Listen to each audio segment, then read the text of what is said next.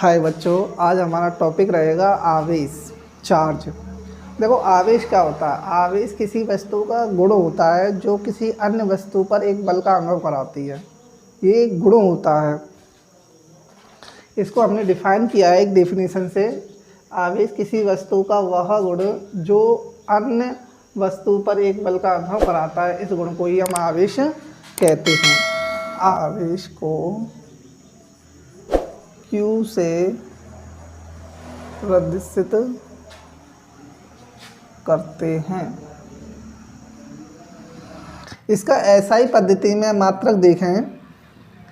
SI पद्धति में मात्रक कूलाम होता है, जिसे संक्षेप में C से दिखा देते हैं। इसे संक्षेप में किसे दिखा देते हैं? C से प्रदर्शित करते हैं। आवेश के कुछ अन्य मात्रक भी होते हैं। जैसे अन्य मात्रक की बात करें, आवेश के अन्य मात्रक एक होता है ESU। ये भी आवेश का मात्रक है। ये मात्रक CGS पद्धति में है। CGS पद्धति में है।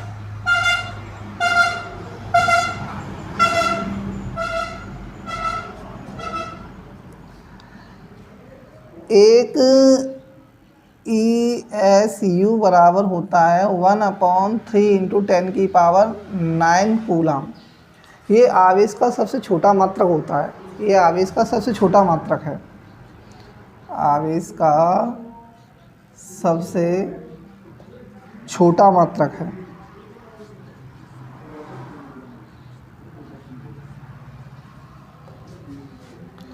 एक अन्य मात्रक भी होता है,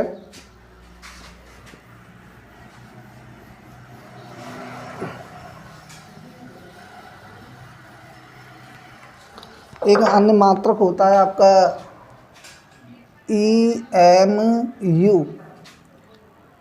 एक EMU बराबर होते हैं 10 कूलाम। और सबसे बड़ा जो मात्रक होता है आवेश का, वो होता है फैराड।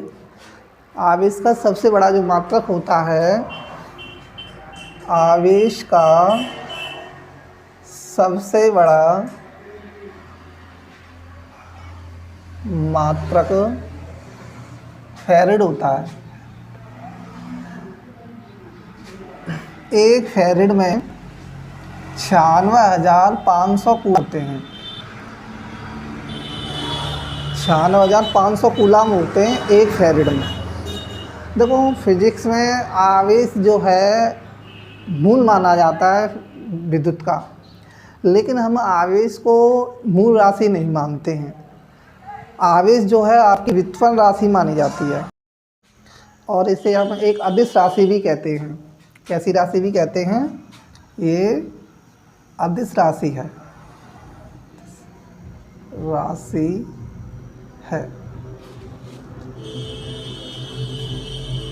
इसके बाद में अगर हम बात करें आवेश के प्रकार की बात करें, तो आवेश जो होते हैं वो दो प्रकार के होते हैं।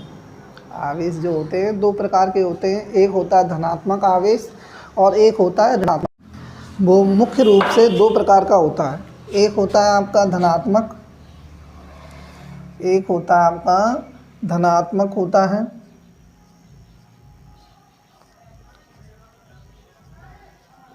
और दूसरा जो होता है वो होता है ऋणात्मक।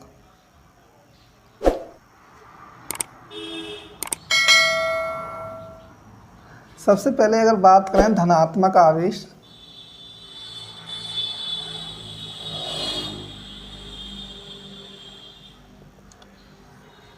धनात्मक आवेश किसी वस्तु में इलेक्ट्रॉन की कमी के कारण उत्पन्न होता है। अगर किसी वस्तु में से इलेक्ट्रॉन स्थानांतरण हो जाते हैं, किसी अन्य वस्तु में चले जाते हैं, तो उस वस्तु पर जो आवेश जो आता है वो धनात्मक आवेश उत्पन्न होता है।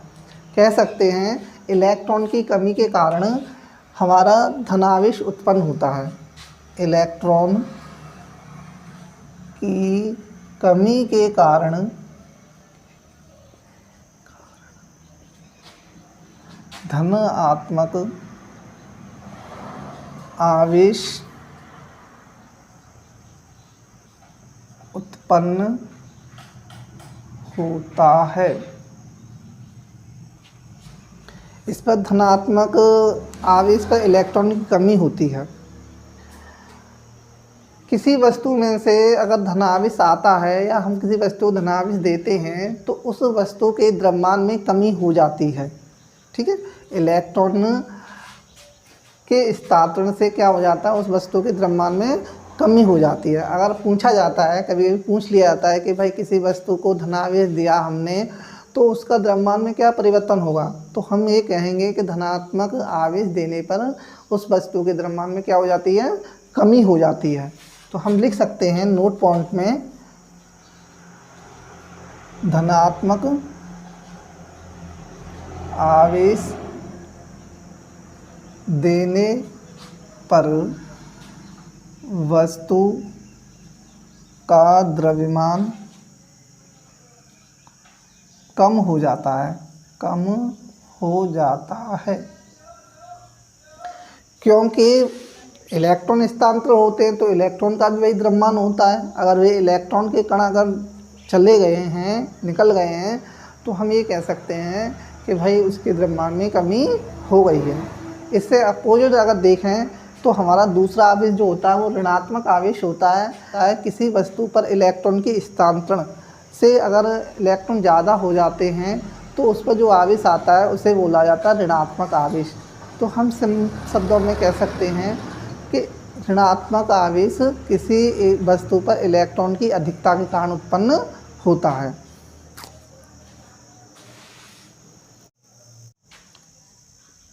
ऋणात्मक आवेश, इसे बोलते हैं नेगेटिव चार्ज बोलते हैं। ऋणात्मक आवेश किसी वस्तु पर इलेक्ट्रॉन की अधिकता के कारण उत्पन्न होता है। किसी वस्तु पर इलेक्ट्रॉन ज़्यादा हो जाते हैं तो उस वस्तु पर ऋणात्मक आवेश उत्पन्न होता है। किसी वस्तु पर इलेक्ट्रॉन की अधिकता के कारण उत्पन्न होता है। ऋणात्मक आवेश किसी वस्तु पर इलेक्ट्रॉन की अधिकता के कारण उत्पन्न होता है। अगर पूछा जाए कि भाई किसी वस्तु पर अगर ऋणात्मक आवेश हम देते हैं तो उसके द्रव्यमान में क्या परिवर्तन होता है, तो इस पर हम कह सकते हैं कि इलेक्ट्रॉन अगर ऋणात्मक आवेश दे रहे हैं किसी वस्तु को तो उसके द्रव्यमान में वृद्धि हो जाती है। तो हम नोट पॉइंट में लिख भी सकते हैं, किसी वस्तु को ऋण आवेशित करने पर उसके द्रव्यमान में वृद्धि हो जाती है,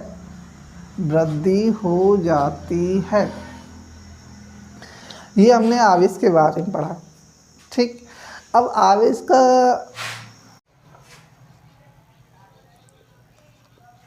आवेश के गुण। सबसे पहला गुण आवेश का यही रहेगा कि समान प्रकार के जो आवेश जो होते हैं वो एक दूसरे को प्रतिकर्षित करते हैं। ऐसे आवेश जिनकी प्रकृति एक समान है वो आवेश एक दूसरे को क्या करते हैं, प्रतिकर्षित करते हैं। जैसे अगर धनात्मक आवेश है और दूसरा भी धनात्मक आवेश है और अगर एक आवेश ऋणात्मक है दूसरा भी आवेश ऋणात्मक है तो ये दोनों जो क्या करेंगे, ये प्रतिकर्षित करते हैं, प्रतिकर्षित बल लगाते हैं एक दूसरे पर, एक दूसरे को ये प्रतिकर्षित करेंगे, हटाएंगे दूर। ठीक है, अगर इसे अगर शब्दों में लिखा जाए तो हम लिख सकते हैं कि समान प्रकृति के आवेश एक दूसरे को प्रतिकर्षित करते हैं।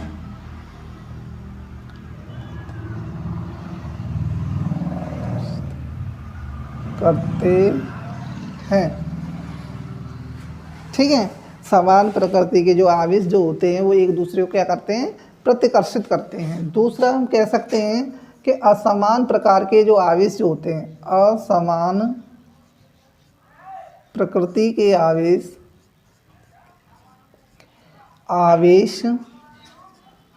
एक दूसरे को आकर्षित करते हैं।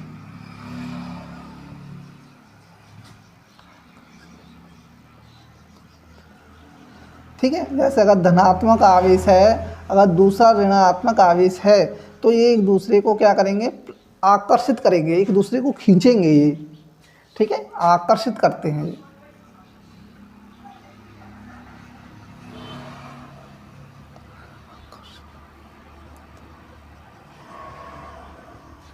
ठीक, दूसरा अगर गुण की बात करें, हम तीसरे गुण की बात करें, जो आवेश का जो परीक्षण जो माना जाता है वो प्रतिकर्षण बल माना जाता है। अगर आवेश का अगर हम परीक्षण करते हैं तो उसका जो मूल जो माना जाता है वो प्रतिकर्षण बल को माना जाता है। ठीक है, दूसरी चीज़ों के अगर बारे में बात करें कि बिना द्रव्यमान के आवेश संभव नहीं है, बिना द्रव्यमान के आवेश संभव नहीं है। तीसरा अगर पॉइंट की बात करें कि बिना द्रव्यमान के आवेश संभव नहीं है, परंतु बिना आवेश के द्रव्यमान संभव है, परंतु बिना आवेश के संभव है। ठीक है, अगर बिना आवेश के अगर किसी वस्तु पर आवेश नहीं है तो उसमें द्रव्यमान होगा, लेकिन अगर वस्तु में द्रव्यमान नहीं है उस पर आवेश हो, ये बात असंभव है।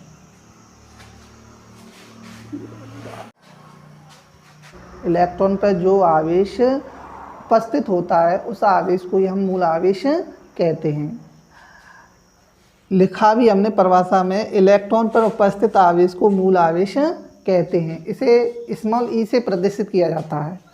इसका जो मान जो होता है वह होता है 1.6 × 10⁻⁻�19 कूलम।